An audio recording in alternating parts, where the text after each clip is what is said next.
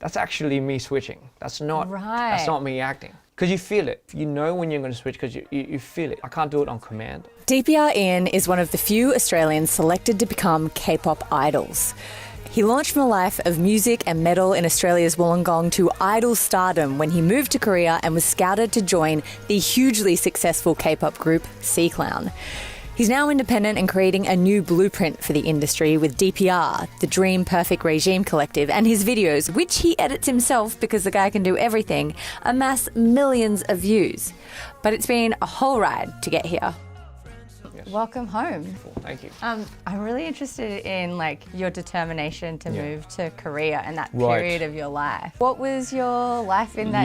Were you planning? Like, how did you prep for that? You know, at that time I was like, I better really just take a plane and head over to Korea. No plans, and I just told my mum, I'm going. And she's like, just get into uni first. So I got into uni, but then my mum was like, you got to save money yourself. I did a gig handing out pamphlets at the time. Oh, the promotional gigs? Yes. Yeah, I've done those. You've done those? 100%. You did that too? Oh my Lord. Yeah. I mean, the money's great. Like handing out, I can't believe you did that too. Yeah, it's weird. I remember one term it was like a chocolate, and I had to dress up as a chocolate. Was it like a bar? Yeah. Okay. And I was avoiding any eye contact with people that I knew. Yep. Luckily, I got the money saved up and went to Korea.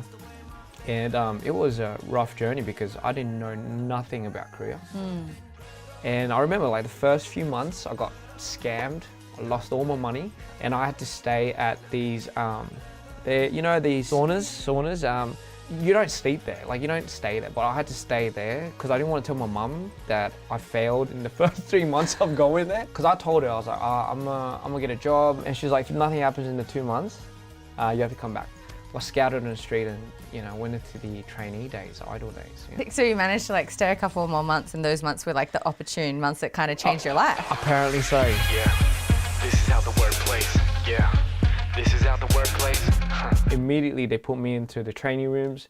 I met all the other trainees and all that. It was a bit weird, eh? What's up, everyone? We are C-Clown! And what was the training schedule like? For us back in the days, very strict. Wake up like 5, head to the studio, practice.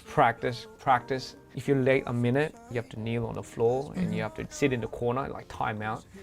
And you'd go back home like 1 a.m., 2 a.m., 3 a.m., and then you just repeat that throughout the whole week. It's a lot better now, that's what I hear. But back in 2010s, 12s, it was like at its peak era of like, you have slave contracts, it's just so shady, but getting like the backhand of that just did something to me. So it's a grueling, pretty like intense process. It's oh man, I thought it was inhumane, but but that's literally the life that trainees live. Yeah. Well, a lot of people really want kind of that. Oh my God, they don't know. See, I didn't know that either. Like you don't know what that gruesome and grueling side of that life is, because no one really tells you. No, you just think, okay, the minute I'm an idol, it means it's an immediate success, which is not the case. But you have all these other hidden layers of groups that don't even make the cut line, and there's about 100 of them.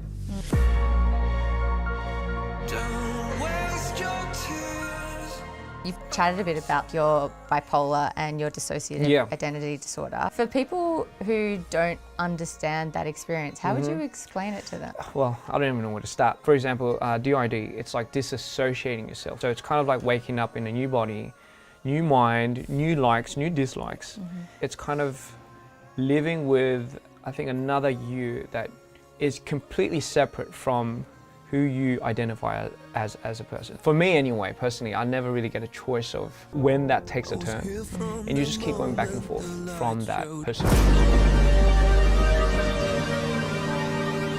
Like if you decide not to show people your most vulnerable side, you would have a choice to not show it. Right, I see what you're saying. But I never really got a chance to not show it. I'll switch, I'll all of a sudden be, I'll be like doing something like as somebody else. Yeah. And it would feel like when I come back, I wouldn't really understand what I did or who I was or none of that. So it would be unbelievable.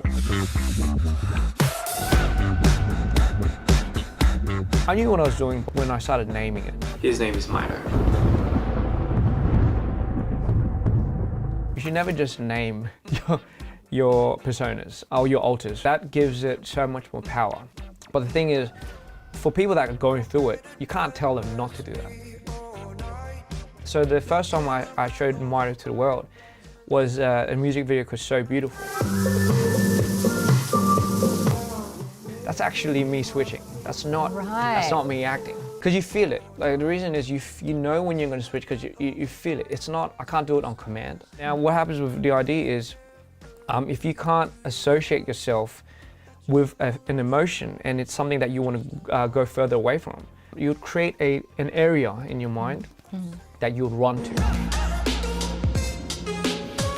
It's okay in the beginning, but the more and more you're faced with trauma, like the minute you feel it, you're out. So it's no longer like, I'm gonna go back. It's like your body's immediate response to just open the door and kick you out. Because I didn't know that. So I didn't know that during my idol days. I just thought this is the only way I can cope with it. Like the only way. So I just kept doing that. Well, you have like DPR now. Yes, I do apparently. No. Shame. Good to know.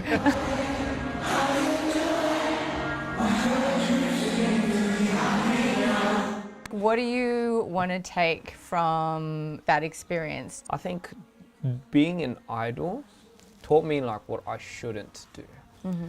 There wasn't really an independent show for like artists because we had to follow a systematical format. System? Yeah, in order for us to make it or get there. But I wanted to break that. I just wanted to show people that you could be very genuine with what you do artistically and still have an audience. My name's DPRian and I'm back home. Thank you guys.